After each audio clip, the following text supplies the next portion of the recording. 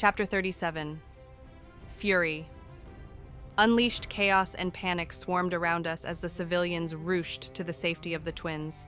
The defenses we had built now amounted to little more than a hindrance to block their ability to escape in the opposite direction we had expected. Knights, soldiers, and civilian fighters all tried to push through the rushing crowd and organize into proper formations as the dead wave charged towards us. "Queen's Guard!" I barked as they flanked me while I marched from the platform toward the swarming dead. "Take command of the organization of troops. Form them up and prepare our defenses. Our duty is to protect you, Your Grace," John protested. "Your duty is to obey my commands," I snapped, without bothering to look at him. "Sir Robert, sort the Queen's Guard and have them lead the offensive. Work with the Royal Army and prepare the defenses." As I waded into the panicking crowd, I waved my hand, causing the ground to move people out of the way in a large area. My voice jumped into the air. "Mayroon!" Confused citizens didn't bother to question the strange occurrence as the heavy beating of wings managed to belt over the sounds of screams and chaos.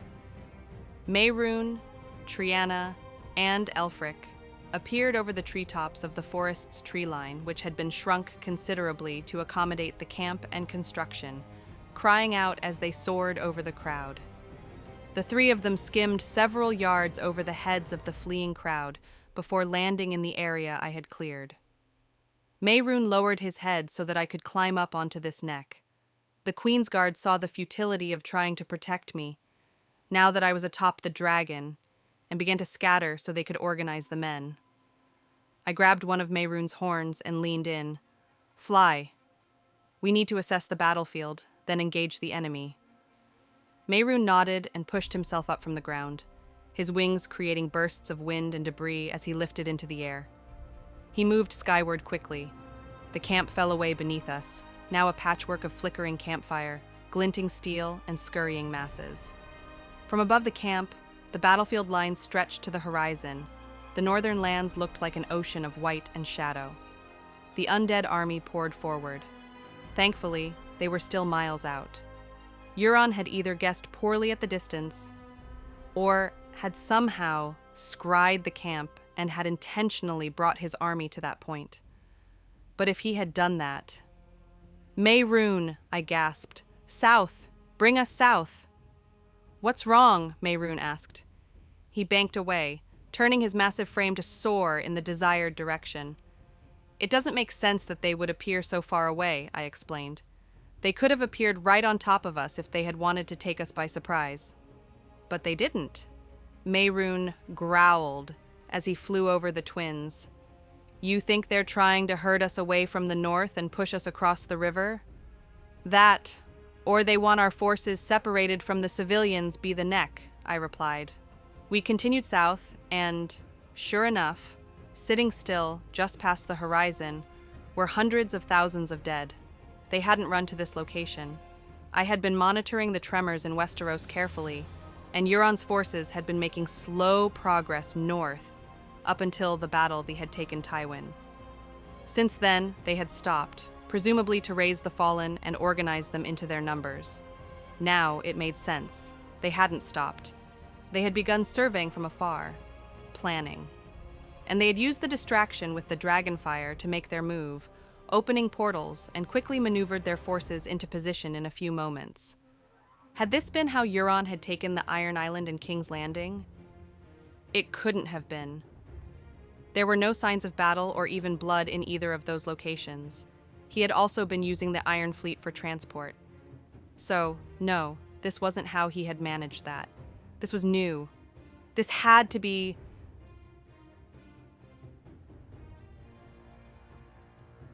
I whispered. The realization stung. I had given Euron a powerful tool when I had left Alan behind. It had been a blunder, letting my emotions get the best of me. I pushed all of the I could-haves from my mind. They wouldn't help and would only serve to cloud my judgment. "You see them?" Mayroon asked. I nodded, even though he couldn't see it. "The dead are trying to pincer us and bottleneck our movement through the neck. I want you, Triana, and Aelfric to begin burning them. Surround them with fire, then drown them in it. What about you? Mehrunes replied as he began to descend toward the ground. I'll handle the northern lines, I said, as I leaned in and hugged Mehrunes' neck. You stay safe and don't take any risks. Remember what we practiced? Have the others strafe first, Mehrunes nodded. Then watch for where the fires start to be extinguished and focus our fires there. I pat his neck. Precisely. That's where the White Walkers will be. All of them might be able to hold you off. But not all three of us, Mehrunes' voice grinned. I could tell he'd prefer to simply land and rip through the ranks of the dead, but I had forbidden it. The dead might not be able to do much to him individually, but they would swarm him like ants and eventually overtake him. He understood that his range, speed, and fire were his best advantages in this fight. I nodded as I stood up on his neck. Exactly.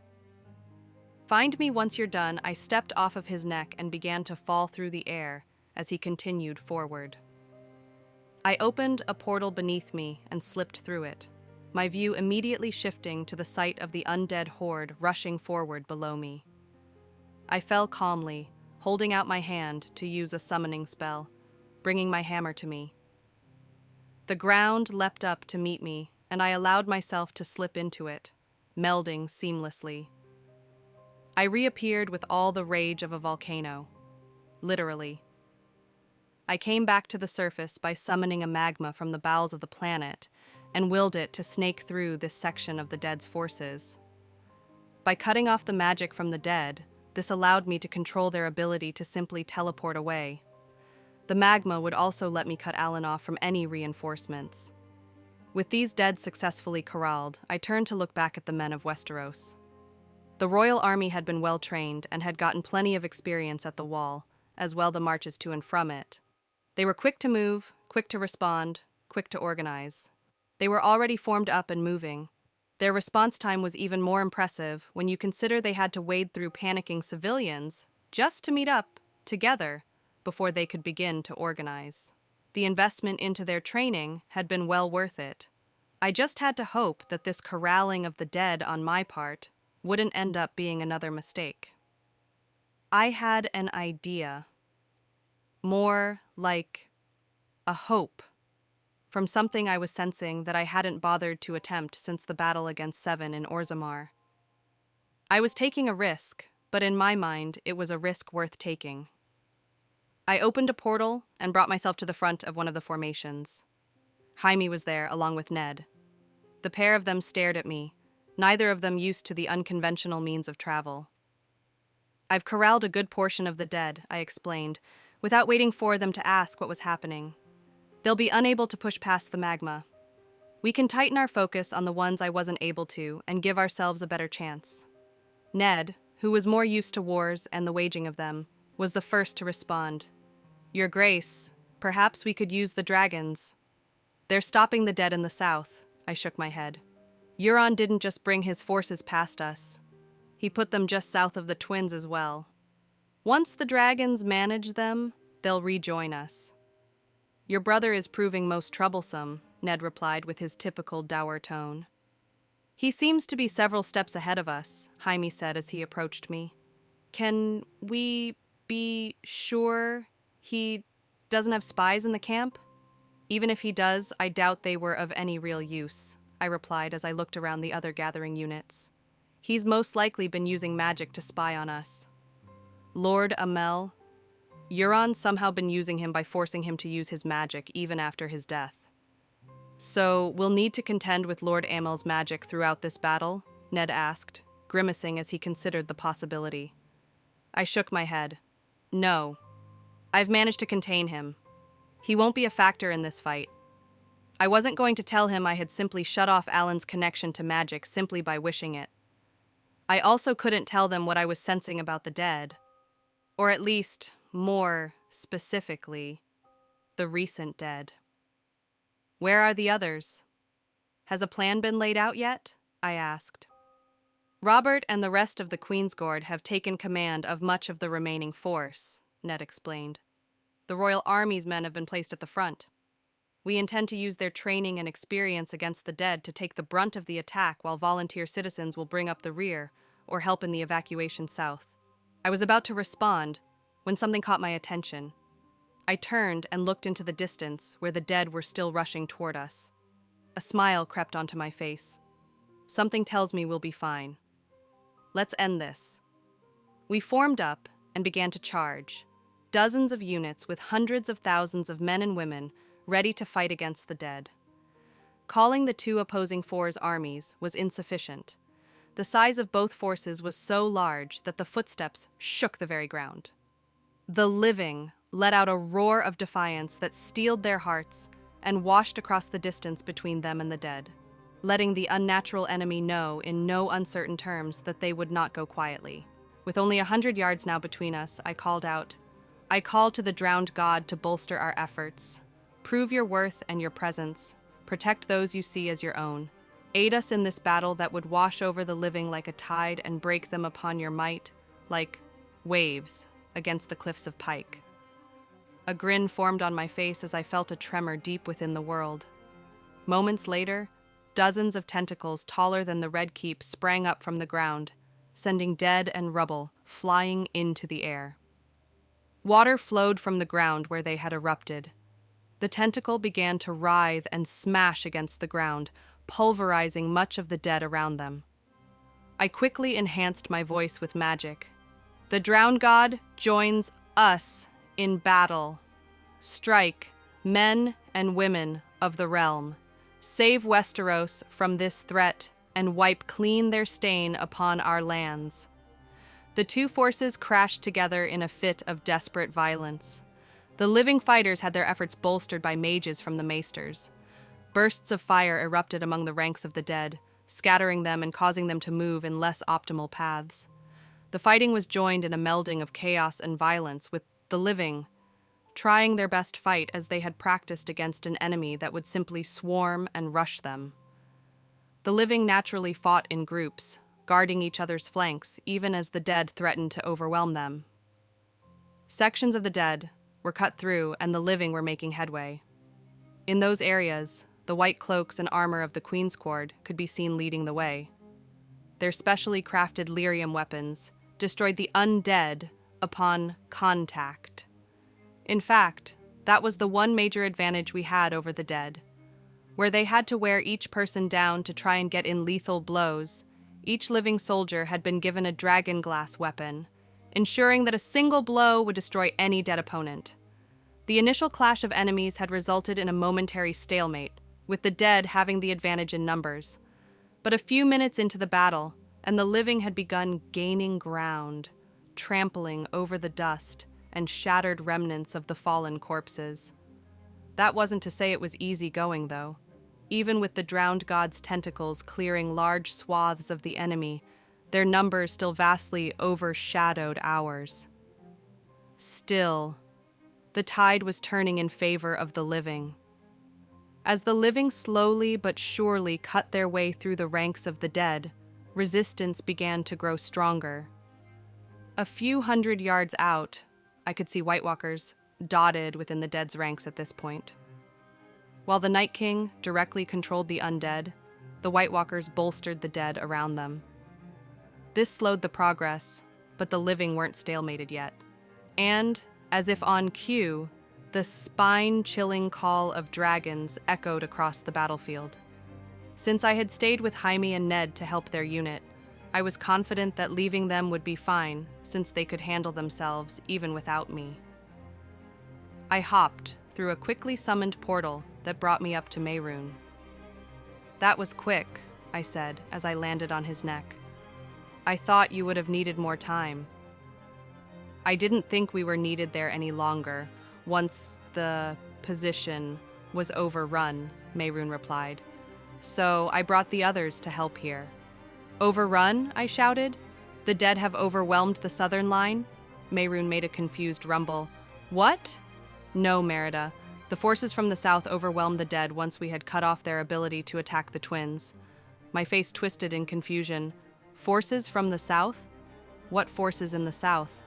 I thought you said you saw them while we were flying over the dead in the south, Mayroon replied. I asked if you saw them, and you said yes. I looked back south as if I could possibly see anything from this distance, and simply laughed. And here I was thinking you were asking if I saw the dead. Were the forces you saw flying any banners? A mixture, Mayroon replied, but primarily orange banners with a red sun and a yellow spear piercing it. I smirked. House Martell. Should we go back? Mayroon asked. No, you'll be more useful here, I grinned. You and the others focus on the flanks, but be extremely careful. The Night King is here and he can spear you from the ground. There are reinforcements coming from the north. Soon. So, if you can help to compact the enemy from the sides, it will make things easier for those of us on the ground. It will be done, Mayroon replied. I was back on the ground moments later. Back from your sabbatical. Your grace? Ned grouched as he cleaved a foe in two. I just needed a word with the dragons, I grinned as I dashed into combat once more, my hammer shattering one of the dead with a single swing. Take a moment to step back from the fight, Lord Stark. Look to the northeast. Ned wasn't sure what I was up to, but as Jaime stepped forward to give him the chance to take a rest, he did as I said. We pushed forward, giving Ned time to catch his breath and look just in time to see a wave, of white banners with gray direwolves. Banners of House Stark led an army of thousands, mixed northern houses, Night's Watch, and wildlings charged into the backlines of the dead. Robb Stark had gathered the remaining defenders from the castles along the wall, and had called what remaining bannermen were left to protect their homes, and brought them south. I told him to remain in Winterfell and protect the people sheltered there, Ned groused as he joined us once more. I unleashed a wave of fire ahead of us, giving us a bit of breathing room. Are you proud that he disobeyed you? More than you can know, Ned chuckled. Then let's not waste the pressure he's given us. The fighting continued for nearly an hour. The dragons harassed the flanks, and we pressed forward. Robb's reinforcement pressured the dead from behind. White Walkers began to engage directly, and were felled by members of the Queen's Guard and other notable fighters who faced them directly. Eventually, the dead were packed into a small area with several dozen White Walkers, the Night King, and Euron at the center. Strangely enough, once they were contained, the dead stopped attacking. This pause in aggression caught everyone off guard, and there came a sudden pause in the fighting. A deathly silence fell over the field of battle, with the only sounds daring to break the quiet being the methodic beating of dragons' wings as they circled the sky. Merida! Euron's goading voice reached across the field. Where are you, dearest sister? Come, speak with me. It's time we had a heart-to-heart. I moved to awkward space between the living and the dead, and unleashed a fireball on the frozen corpses, incinerating them into ash in the blink of an eye. Ah, there you are! Euron's laugh bounced over the area. The dead parted in a line, and Euron appeared, walking towards me, accompanied by an entourage of familiar dead soldiers. Sir Barristan, Lord Tarly, and Lord Tywin, along with several White Walkers and the Night King. He stopped a few yards in front of me and grinned down at me. What do you say, Merida? Do you think millions dead was a proper response to your betrayal?